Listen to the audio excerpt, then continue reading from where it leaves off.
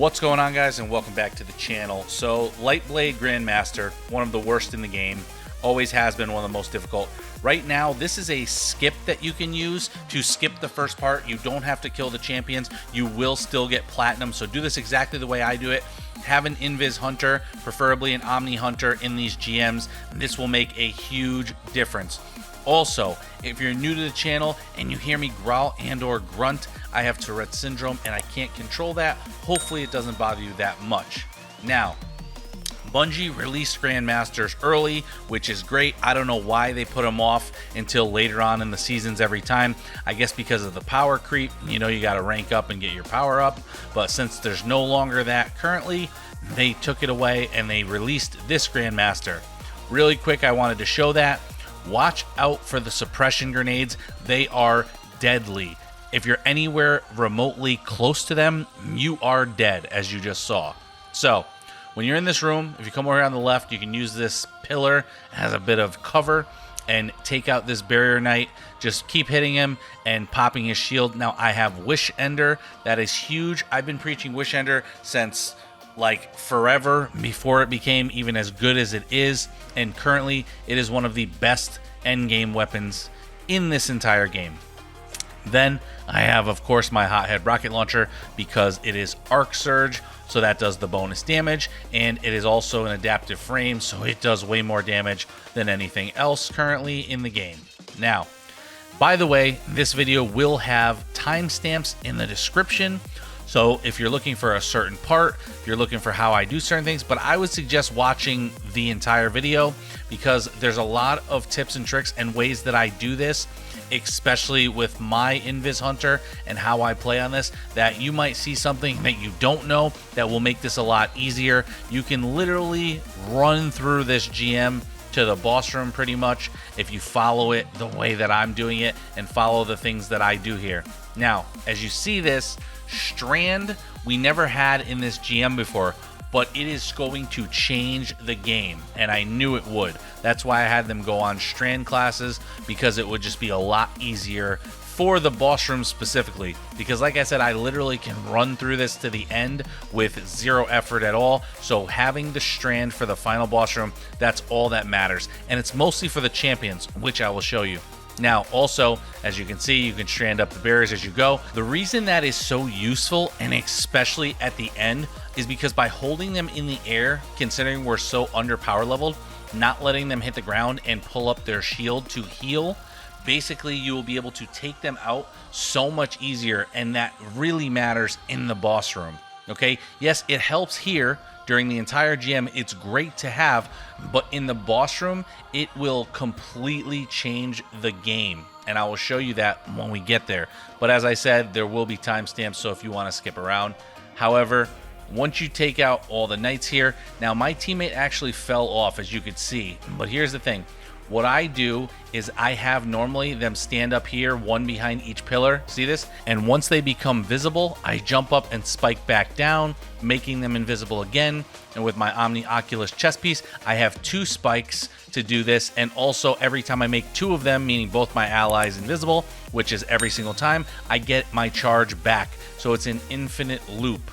Okay, once you get down here, I come up to the top right here, and you can safely take out this Shrieker by sitting here and just hitting it with the Wish Ender or whatever you want. Now, I tell my team, because I'm an Invis Hunter, now anyone can do this that is Invis, but there's no champions up here. So I tell my team, wait on the bottom, don't even go up here, I'll take care of it. Don't have to kill these guys, the light bearers, doesn't matter. You actually will still get platinum and do not need to kill them. So there's no reason to do it and waste the time. That's the point. Really, the boss room is going to take more than enough time, so why bother doing this? I guess if you want to jack up your score or you're looking for something, but the main reason you do this is for the platinum rewards, which, doing it my way, you are going to get every single time. You're going to save a lot of time and be able to run to these boss rooms and get these clears very easily and very quickly. So I would suggest doing it this way, but by all means, if you want to clear both sides, have at it. There's no wrong way to do this. Okay, now I'm going to set them back up behind each pillar. The reason I do that, and also here's the thing, I tell one of my teammates to count down when they're going to stop being invisible. As you see, when you make somebody invisible and when they are, there will be a timer that says void invisibility, like you see on my left side, on the bottom left of my screen right now, void invisibility. Now they have that too, but they're not on hunters or void, so theirs doesn't last as long as mine does. So one of them's counting down, 3, 2, 1, and then I know I'm ready to spike again so that nobody dies and we can just keep the loop going. Makes it very easy, save a lot of time, don't have to clear any of these enemies, and you're going to be making it through this very fast and easy. Like I said, the only part of Lightblade that really is difficult is the boss room, okay? You could stand up here for this part, clear this out. You know, they're down there because they're on Strand, and it's not that big of a deal. They're just thrall. Now, after you clear that out, which you can all three go up where I was, but the others are going to sit back. Don't even come down into this because there's no reason to. And you're going to follow this path the way I do it, or obviously it does change, so you're just going to want to run to the lamp each time, but just keeping your invisibility on the Void Hunter, you can pass this entire thing and basically skip all of the enemies, skip everything, and once you make it to the end, which the Invis Hunter, obviously, you want to keep the darkness off of you, stay invisible so the moths don't get you. It's really the moths that are the biggest thing, so just try to stay away from them or be invisible anytime you get near them. But once you get through this to the end, it will disappear, and basically your teammates can run through, and the gravity or the darkness, the weight of darkness, won't even be there anymore. So they can just walk right through or run right through, catch up to you. You can start taking out the unstoppables in the next part, and it's very simple. Right here, I just got a terrible path, honestly. This was one of the worst I've ever seen. I don't know why that was just such a bad path. You know, it's normally a lot better and a little bit quicker than that. But yeah, that was pretty bad. So I actually ran out of invis right here. Normally I don't ever, but like I said, that was just such a bad path. But get my dodge back, and you could go up to the lanterns, but as you see, I have my smoke bomb still. So even though I have 10 darkness on me, I'm just going to walk right through to it. Once I complete this, like I said, this will all disappear. You know, I'm at the end legitimately right once you walk through this last gate. You'll see everything will disappear. The weight of darkness comes off of you, and they can just run through up to you while you're taking out these guys right here. So the unstoppable, I actually had my funnel web on at first because this was one of my first runs, and I realized I legitimately barely even pulled it out. So instead I threw on one of my old hand cannons. I had a palindrome adept that was one of the old hand cannons you could get from GMs in my vault, so I threw that on because it was void surge and it was to stun the unstoppables so I could take them out after that. That's how I would suggest doing it if you're on the Void Hunter, but feel free to use whatever you like. Now, the other team, like I said, or the other teammates are on Strand Titan, and I think one's on a Strand Warlock, but pretty much all Strand. And then also, I have one of them on Wither Horde, and I will tell you exactly why I have that in the boss room, because it makes a big difference when we were there. So after you clear all that, which like I showed, you can stay up top to clear it, and then you can sit back to take out the Shriekers. But now here's the thing.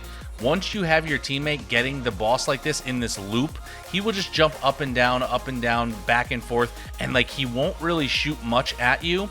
I mean, he might try to shoot at the guy putting him in the loop, but odds are, as you can see right now, he doesn't really shoot you. He just stays in this loop.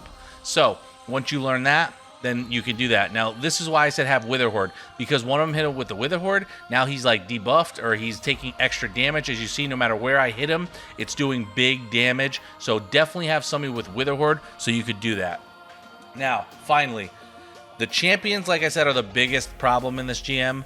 I use my tether right here every time that we get to a phase because a bunch of knights and a Lightblade warrior spawn, so you want to take them off the field too as fast as you can. But it's really, and by the way, when you do kill this Lightblade, make sure you pop its ghost. But then as you see, this is why Strand changes the game. Look at this. The second the barriers show up, strand them up and take them out. This is the biggest thing, is that every time, because normally these barriers spawn really fast or they heal very fast and the boss is running around, so it's like you don't have enough time. But by having them stranded up, they're up there so much longer than if they were down, they would be able to put their shields up. So definitely take them out and you will clear this every single time. If you're new to the channel, click that subscribe button, hit the bell notification so you don't miss out on tips like this. I'd really appreciate it. It really helps me out. I hope this video helped you out, and I'll catch you guys in the next one.